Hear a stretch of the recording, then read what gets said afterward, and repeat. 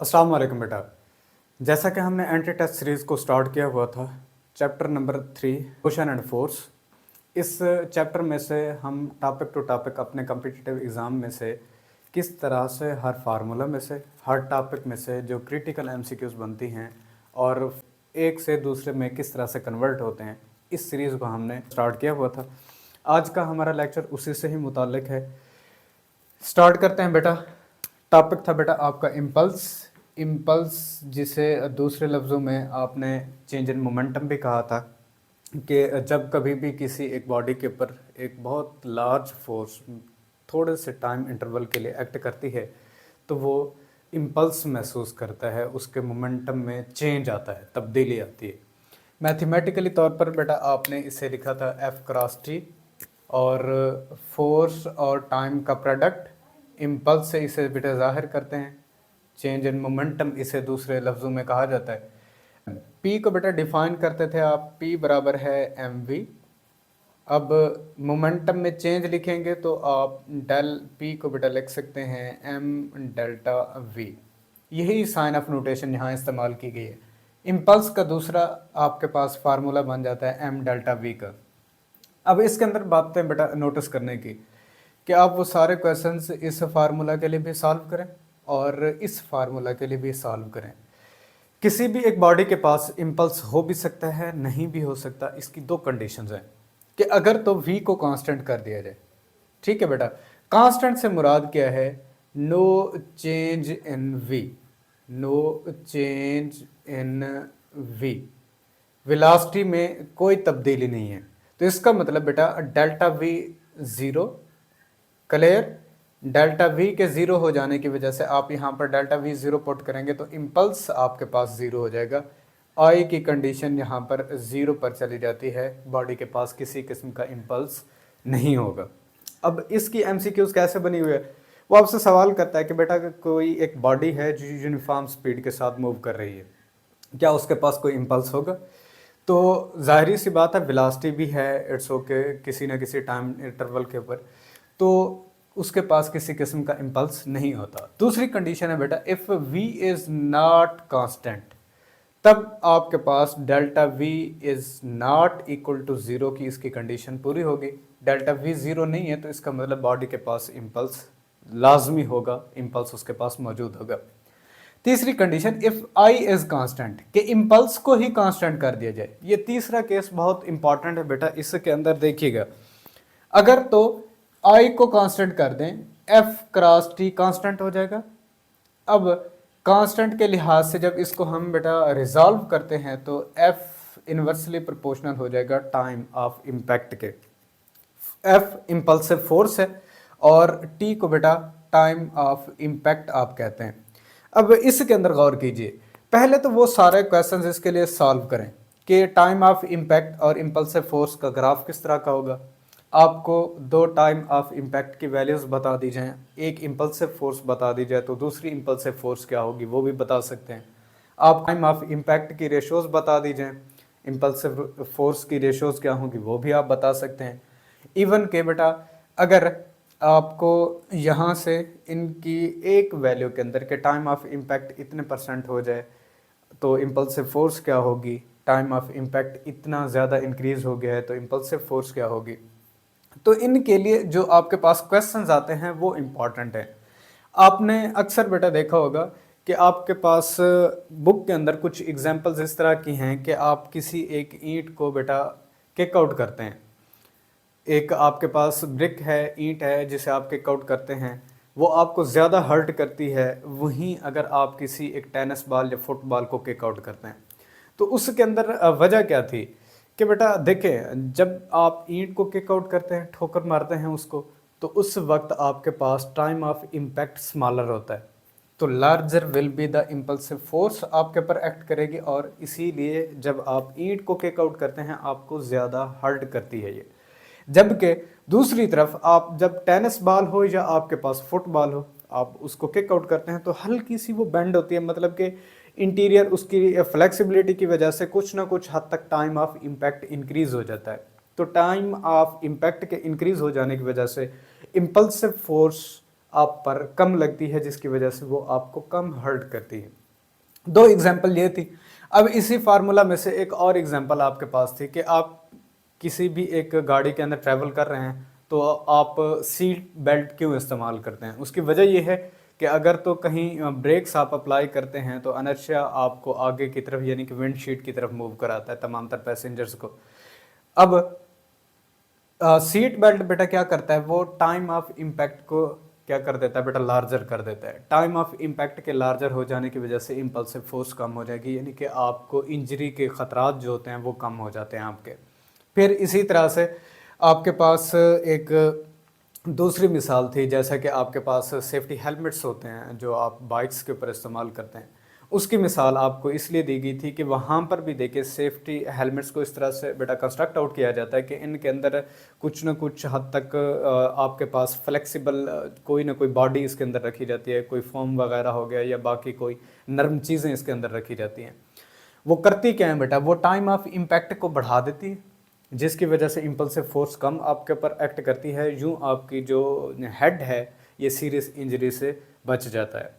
फिर इसी के बाद आपके पास जो आपके हेयर हैं आपके हेड के ऊपर, इसकी मिसाल आपको दी गई थी कि आपके ये जो हेयर हैं ये क्रम्पल जोन की तरह काम करते हैं, मतलब कि उस नर्म जगह की तरह कि अगर तो आपके हेयर हटा दिया जाए तो 5 न्यूटन की फोर्स काफ़ी है आपके हेड की इन हड्डियों को तोड़ने के लिए, सर के हड्डियों को तोड़ने के लिए।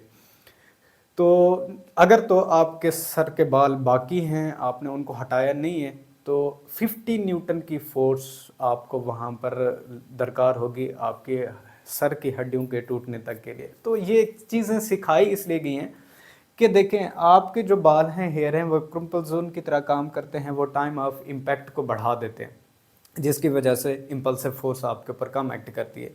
अगर वहीं आपके सर के ऊपर बाल नहीं है तो बेटा तो टाइम ऑफ इम्पैक्ट स्मॉलर होगा, impulsive force will be larger. तो वो 2 MCQs आपने जहन में रखनी है। ये सारे केसेस जितने भी आपको डिस्कस कराए जाते हैं वो इसी फार्मूला में से कराए जाते हैं, और इसी तरह से आपको मज़ीद फर्दर कुछ फार्मूलाज भी वो दे सकते हैं। ये तो था हमारे पास बेटा इम्पल्स का कंसेप्ट। इसके बाद हमारे पास आता है कंजर्वेशन ऑफ लीनियर मोमेंटम का। हमने कंसेप्ट देखा था कि for an isolated system the total linear momentum of the system remain conserve. तो इसके अंदर आइसोलेटेड सिस्टम के लिए net force sum of all the forces resultant force इनका मजमूआ 0 के बराबर होता है। ये आइसोलेटेड सिस्टम के ऊपर आप कंडीशन लगाते हैं बेटा। अब देखें फोर्स अगर नेट 0 है, हेयर इज एफ को 0 पुट करेंगे बेटा, आपके पास चेंज इन मोमेंटम 0 हो जाएगा, यानी कि पी आपके पास कांस्टेंट हो जाएगा और चेंज इन मोमेंटम आपके पास 0 हो जाएगा। ये दोनों बातें जहन में रखनी है, उसी इम्पल्स के फार्मूला में से इसको निकालता है। इसके बाद अगर P को उसकी वैल्यू के साथ लिखा जाए mv is equal to constant, ठीक है बेटा, कंजर्वेशन ऑफ लीनियर मोमेंटम के तहत। अब कांस्टेंट को हटाएंगे, m वेलोसिटी के इनवर्सली प्रोपोर्शनल चला जाता है। अब इस फार्मूला के ऊपर देखें इनका ग्राफ किस तरह का होगा। आपको वेलोसिटीज की रेशियोज बता दी जाए, मैस की रेशियोज क्या होंगी, आपको 2 वेलोसिटीज की वैल्यूज बता दी जाती है, एक मैस की वैल्यू, तो दूसरी मैस की वैल्यू अगर आपसे पूछ ली जाती है तो फार्मूला बनाना कैसे है, कैसे हम इसको इस्तेमाल करते हैं, ये सारी चीज़ें बेटा मैं सिखा चुका हूँ। बार बार आपको ये सारी मैंने चीज़ें प्रैक्टिस कराई हैं, तो इन फार्मूला में से निकलती हैं। और देखें ये फार्मूला आपके इन्हीं कंसेप्ट में से ही है। तो एक फार्मूला के दूसरी फार्मूला में कन्वर्जन किस तरह की, वो सबसे इंपॉर्टेंट है। अब फिर कंसेप्ट आप इस्तेमाल इसके ऊपर कैसे करते हैं। फिर आप किसी भी एक सिस्टम के ऊपर जहां आपके पास 2 बॉडी सिस्टम है, m1 है, m2 है, v1 v2 वेलोसिटी के साथ हरकत कर रहे हैं इब्तदाई तौर पर, उनका इनिशियल मोमेंटम ये होगा, टकराने के बाद उनका फाइनल मोमेंटम ये बन जाता है अगर m1 v1 प्राइम वेलोसिटी के साथ हरकत कर रहा है और m2 v2 प्राइम वेलोसिटी के साथ हरकत कर रहा है। अब एक कंडीशन बना देता है कि अगर ऐसा हो जाए कि टकराने के बाद दोनों बॉडीज एक दूसरे का स्टिक आउट हो गई थी, यानी कि चिपक गई थी, और एक कॉमन वेलोसिटी के साथ हरकत करना शुरू कर देते हैं। After the collision they stick together, velocity उनकी सेम हो जाती है, और उस वेलोसिटी को बेटा अगर v कंसीडर कर लिया जाए तब ये रिलेशन हमारे पास क्या बनेगा, m1 v1 m2 v2 m1 v plus m2 v, मतलब कि इनकी after the collision velocity same है। अब ये केस आपका इंपॉर्टेंट है, उसमें आपने जो वेलोसिटी यानी कि आफ्टर द कोलिजन जो स्पीड मालूम करनी होगी वो आपके पास यहाँ से हासिल हो जाएगी। इस फार्मूला को जहन में रखिएगा क्योंकि ये हमने इस्तेमाल करना है आगे फर्दर। इसके बाद एक इंपॉर्टेंट पॉइंट जहन में रखिए, law is valid if the system is not completely isolated. Law of conservation of system उस वक्त भी एप्लीकेबल हो सकता है बेटा कि अगर मुकम्मल तौर पर भी कोई जिस्म आइसोलेटेड ना हो। उसकी वजह बेटा एक कंडीशन हमारे पास आती है, वो कंडीशन है कि अगर तो किसी भी एक सिस्टम के ऊपर जितनी भी एक्सटर्नल फोर्सेस एक्ट कर रही हैं ये वेरी वेरी स्मॉल हों as compare to forces internal, उस सिस्टम की इंटरनल फोर्सेस से ये अगर बहुत स्मॉलर हैं, एक्सटर्नल फोर्स है सही किसी न किसी मिकदार के अंदर, कुछ ना कुछ उसकी अमाउंट मौजूद है, तब भी हम कहते हैं कि law of conservation of linear momentum valid है। अब यहाँ एक पॉइंट नोट कीजिएगा कि जितने भी कंजर्वेशन लॉज हैं, मैस का ले लें, एनर्जी का ले लें, आप मोमेंटम का ले लें, ये कभी भी हमें ये नहीं बताते कि कोई भी एक फैक्टर किसी एक इंडिविजुअल बॉडी के लिए कंजर्व रहेगा। नहीं, इंडिविजुअल बॉडी के बारे में हमें नहीं बताते, इंडिविजुअल पार्टिकल के बारे में हमें नहीं बताते। Law of conservation of linear momentum हो, law of conservation of energy हो, law of conservation of mass हो, ये हमें बताते हैं कि किसी भी एक सिस्टम के बारे में कोई एक स्पेसिफिक कंजर्व रहेगा किसी भी एक इवेंट के ऊपर, तो ये हमें होल ऑफ द सिस्टम के बारे में इंफॉर्मेशन देते हैं, not deal a single body या सिंगल पार्टिकल। ये हमें इंडिविजुअल लेवल के ऊपर कोई इंफॉर्मेशन नहीं दे रहे होते। ठीक है बेटा, ये एमसीक्यूज बनी हुई है। अक्सर बच्चों को लगता है कि भी बस जो एक पार्टिकल के लिए है वो पूरे सिस्टम के लिए होगा। नहीं नहीं, ऐसा नहीं होता। अब पूरे सिस्टम के ऊपर हम इसको अप्लाई करते हैं। अब इसी law of conservation of linear momentum को अगर सेकंड लॉ में से देखना चाहें तो सेकंड लॉ हमारे पास बेटा F बराबर है m में, ए की जगह पर आप इसे बेटा V F minus V I और डिवाइडेड बाई टी।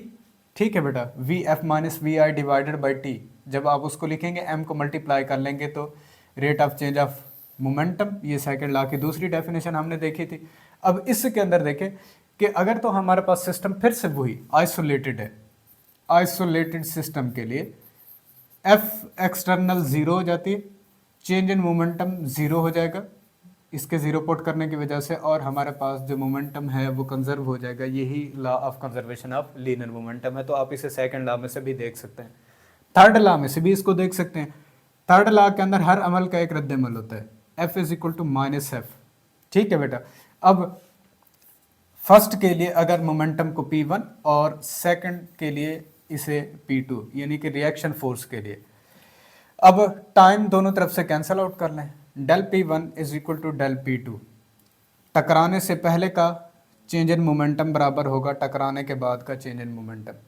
अब इनकी वैल्यूज़ को रिप्लेस करें और रीअरेंज करेंगे तो आपके पास मोमेंटम दोनों के आपस में बराबर हो जाएंगे, और यहाँ से अगर दोनों मोमेंटम्स आपस में बराबर हैं तो मोमेंटम में तब्दीली ज़ीरो के बराबर हो जाएगी। यही हमारे पास बेटा है law of conservation of linear momentum. तो ये हमें थर्ड लॉ से भी मिलता है।